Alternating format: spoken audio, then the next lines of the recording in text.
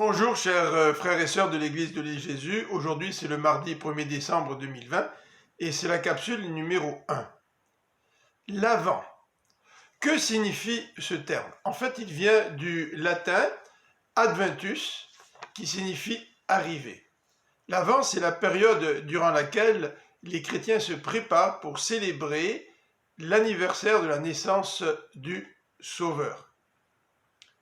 Les églises peuvent le faire 4 dimanches avant Noël, mais les individus peuvent aussi le faire en utilisant des outils de méditation à partir du 1er décembre jusqu'au 25, c'est-à-dire à chaque jour de méditer sur des textes bibliques qui peuvent nous préparer pour célébrer cet événement tellement important pour les chrétiens, celui de la naissance de Jésus.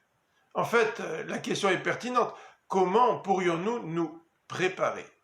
Eh bien, je voudrais lire pour vous un texte qui se trouve dans l'évangile de Luc au chapitre 24 et qui nous situe après la mort et la résurrection du Sauveur et du Seigneur.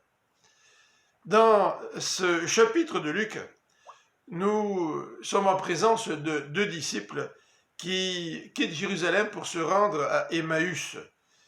À pied, ils avancent et tous les deux parlent ensemble des événements qui viennent de se dérouler, c'est-à-dire l'arrestation, la mise à mort de Jésus-Christ et même la résurrection, puisque ces disciples ont entendu dire par des femmes qui s'étaient rendues au tombeau que leur Seigneur, leur Maître, était ressuscité. Donc ils étaient perplexes et échangés entre eux lorsque un inconnu s'approche d'eux et leur demande de quoi ils s'entretenaient. Et les 2 disciples de lui parler de ces événements qui se sont déroulés à Jérusalem. Et cet homme qui s'était approché d'eux leur dit au verset 25 « Ah, homme sans intelligence, vous êtes bien lents à croire tout ce que les prophètes ont annoncé.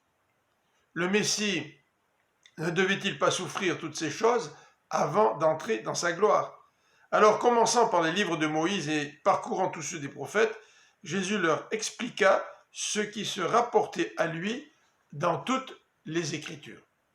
Et ce n'est que plus tard que ces 2 disciples du Maître ont fini par reconnaître Jésus.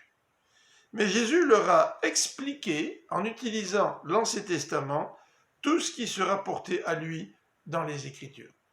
Donc l'Ancien Testament prépare la venue de Jésus. Et de regarder quelques textes qui annoncent la venue de notre Sauveur peut être aussi une bonne façon de se préparer à célébrer l'anniversaire de la naissance du Sauveur. Je vous donne donc rendez-vous dès demain. Nous allons regarder le premier texte qui se trouve dans la Genèse au chapitre 3. En attendant, je vous souhaite une bonne fin de journée. À bientôt.